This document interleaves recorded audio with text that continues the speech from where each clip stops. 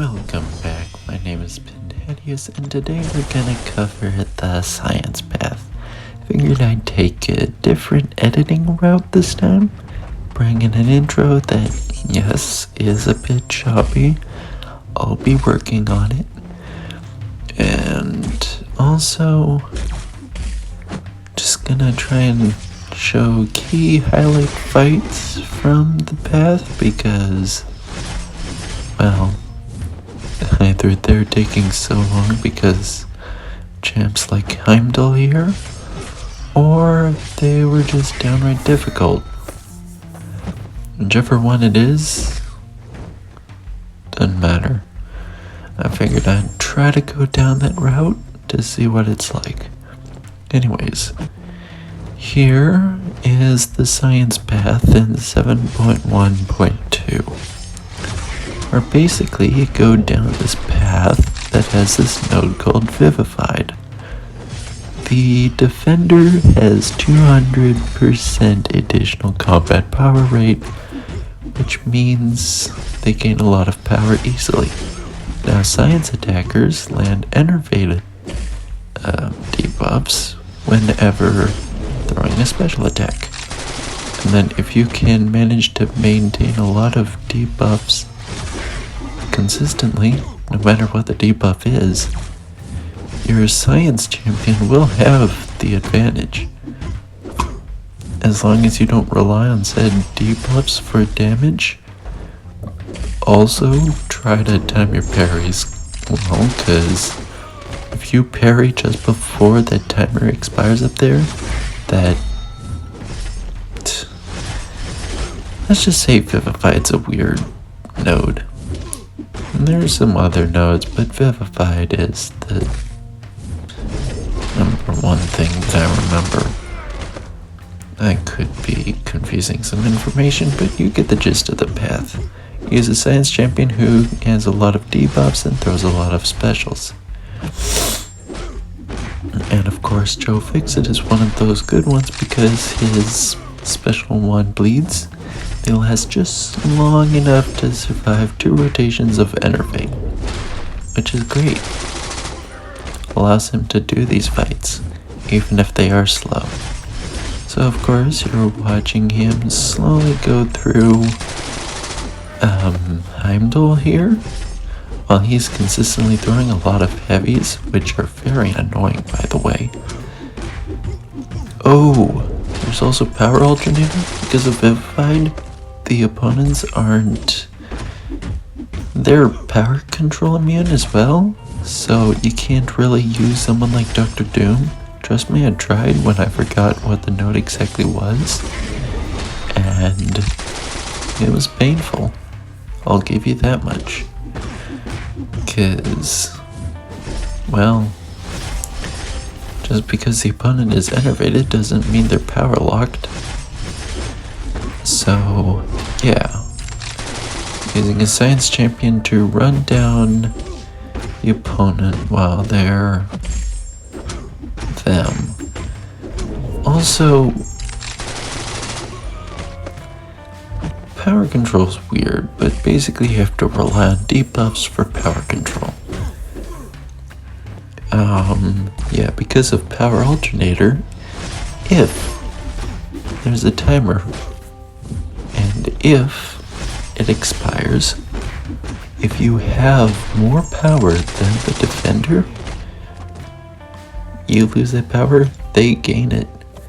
And that can be painful sometimes, because you want to be consistently throwing your specials right before the timer expires at least.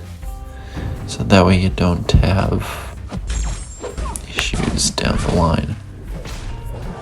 Of course, I've skipped forward to this tiger fight because, well, I figured I'd want to show you one that goes through a little bit quicker.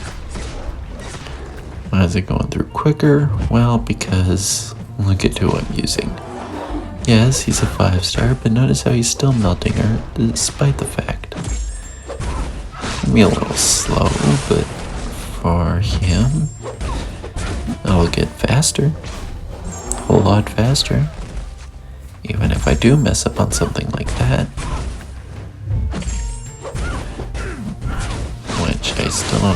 how I managed to keep the fight going like that.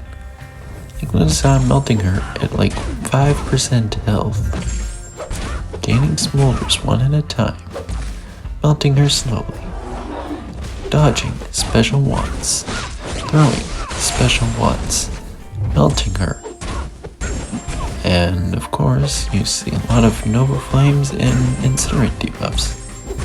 So Incinerate debuffs, by the way, are what fuel the Enervate debuff, which is what makes Human Torch a good counter for this path, is because he's always got those debuffs up. And yeah, he manages to melt her. I didn't use him for the rest of the quest. This next fight is against Phoenix. She's not at 100% health because I attempted it with a different champion, a rank 4 5-star anti-venom. I still suck at that champion, not to mention things got weird and he's a rank 4 5-star. So while doable, it's how doable this fight would be. That's the real question. Now, of course, here I'm just... I beat it out of special 2, that's what I was doing. Yeah, throw a special 1. I hate the diamond mode on Joe Fixit. He's a fun champion.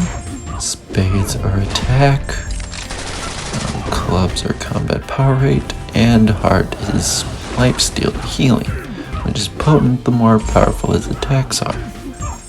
So if you've got a heart and a spade, heart and spade, 2 hearts, 2 spades basically, you basically got a powerful healing going on, because you've got just as much attack boost as you have a healing boost in your attacks. That being said, any node that boosts your attack for any reason, as Joe Fixit by the way, he will benefit greatly on and be practically immortal.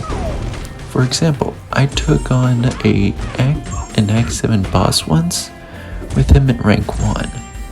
That's a month or 2 ago, mind you. But yeah, it was very interesting. So Joe Fixit wins and on to the next fight, which would happen to be the boss fight, because as I said, key fights are key here. So of course I selected Nick Fury because why not? I wanted to use champion that had the ability to counter Rhino here, because you don't want to knock him down unless you've got specific debuffs on him. And Nick Fury has Disorient on his special 1, which is one of those listed debuffs. Let's see, this is going to be a long and arduous fight, but basically 5-star Nick Fury wins in the end because he has a second life. Woohoo! And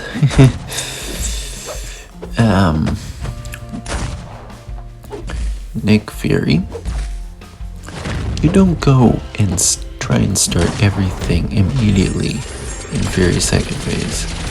You want to start in the boring phase and then punish the opponent. At least that's how I like to approach using him. He's not my favorite champion, and that's probably wise because I'm not using him correctly.